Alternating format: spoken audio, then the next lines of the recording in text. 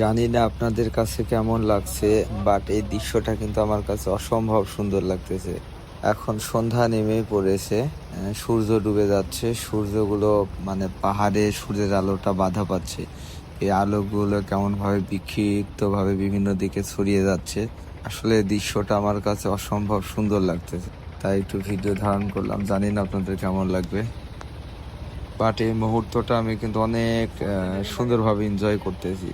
এটা আসলে ফিলিংসটা বলে বোঝানো যাবে না।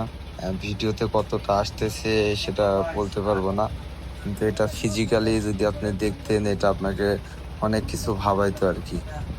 অসম্ভব সুন্দর পরিবেশ। মাশাআল্লাহ, আল্লাহ সুবহানাহু ওয়া তাআলার সৃষ্টি যে এত সুন্দর, সেটা সরাসরি না দেখলে বোঝা যাবে না।